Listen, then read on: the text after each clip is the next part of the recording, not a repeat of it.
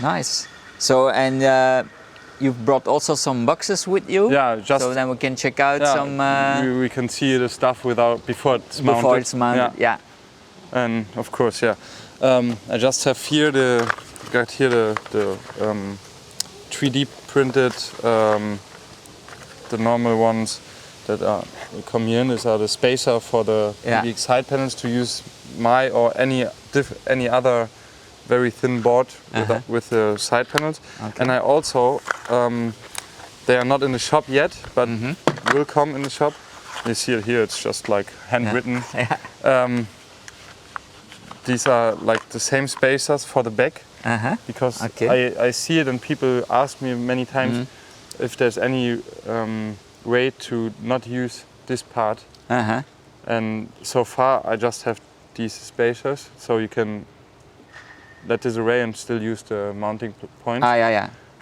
You don't see it now because I use it. And I use it and the seat is in the array. I will put them in the online shop soon, but yeah, it will be a product that's not sold that often because there are like maybe 15 people who don't want to use the. But for those I will have a problem solver. And then of course here I had it in my hands earlier today. This is the Headrest Removal Kit. People do ask a lot about it. I was surprised. I thought I will not sell even one, but people like it. So it's like the two washers, and I always want to have things look good, so I give the black nuts with it because normally they are silver and everything is black, and then the silver I don't like it, so I just put them in as well. And of course here the Ego spear rings, so they are also made in Germany and very good material. It makes no sense to use this good material in this place because there's no pressure on it, but it's not more expensive than a bad material from Asia, so and it will last forever. And even a bit longer, I guess. It's very important for me as well that the stuff is sustainable. That you can use them like forever. And of course here that's how the visco set arrives when you buy it. Oh no, that was the wrong. Those are the cones for Norbert. Cones. I will have to take another one. Norbert ordered 5. So then we have to start there later again. But here, of course, we have the holy, it's the carbon steering tube. We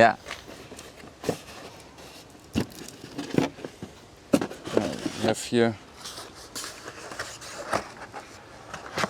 the carbon tube, and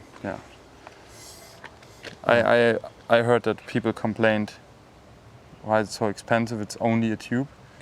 But there's some work done before. Before it's calculated to be very strong, very flex resistant. It's very strong even in torsion. So it's important that it's. And of course here you see it.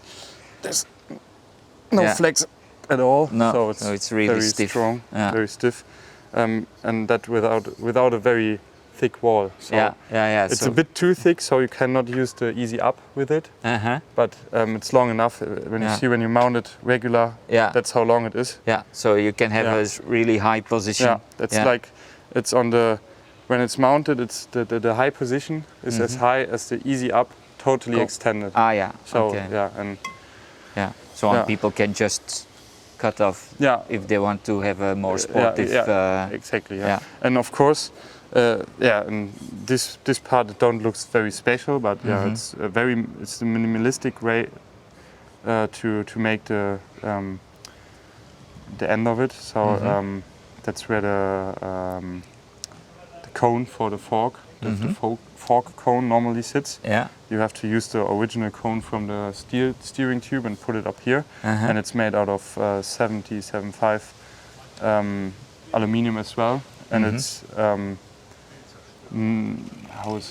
das heißt, I forgot the English word for it. Hohl. Then there's room inside, like. It's hollow. It's hollow. It's hollow inside.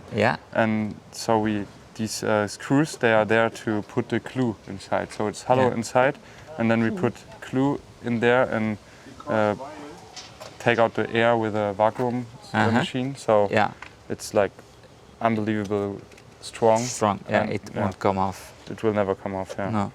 And yeah, it's,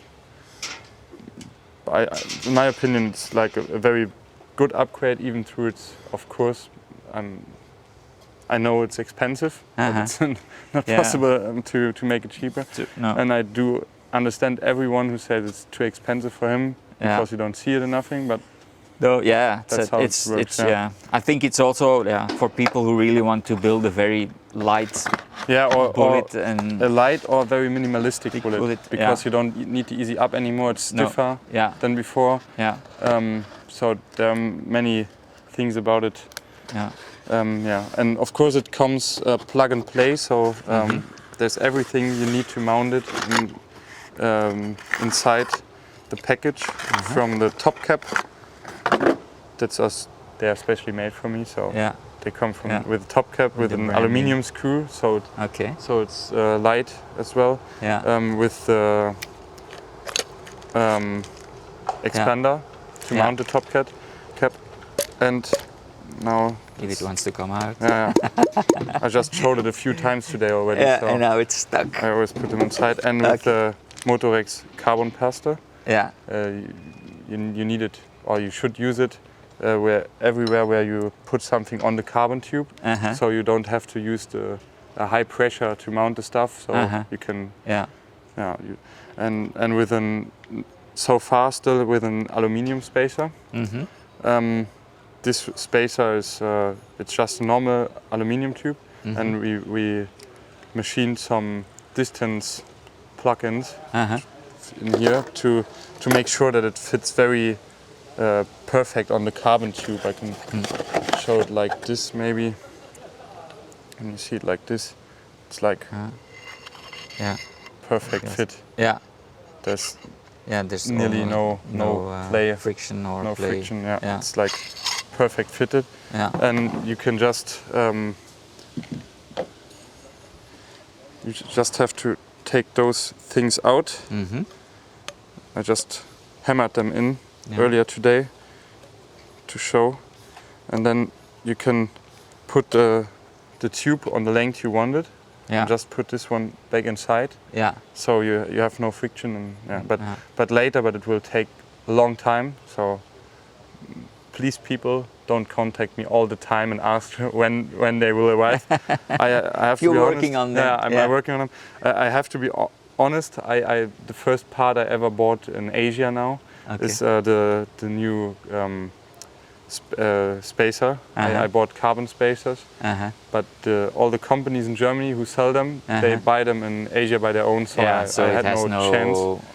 And the next generation carbon tube will come with a carbon spacer as well. But as I said, it will take a long time because I just ordered them, and they have like half a year or something before they for ship. delivery time. And because they deliver to another frame builder in Germany, because I don't need so much stuff that makes sense to send it from Asia. So that's why we have to wait a bit. It's getting a bit windy. So but that's the way it works. So that's everything, I guess, about the carbon tube.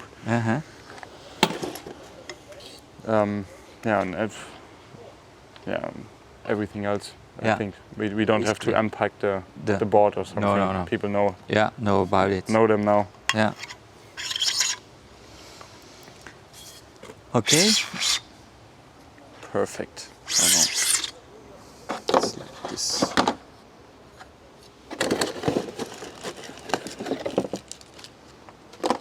Okay, thanks for showing all the stuff. Yeah, you're welcome. And you're welcome. And on the next appointment, we'll take a look at your mechanical Bullitt. Maybe until then it's already a pinion Bullitt.